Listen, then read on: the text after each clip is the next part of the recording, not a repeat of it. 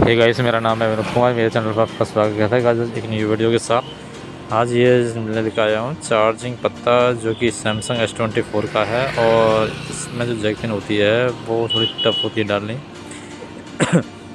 मैं आज आपको बताऊँगा किस तरह से इसे डालते हैं और कैसे इसका सेट करते हैं। अगर वीडियो पसंद आए तो लाइक करना, सब्सक्राइब करना और कमेंट करना। इसलिए मैंने ये वीडियो जो बड़ी स्लो मोशन चलाई है, और जिससे आपको आसानी से समझ में आ जाए। और जो भी मैं काम कर रहा हूँ बड़े आराम से कर रहा हूँ।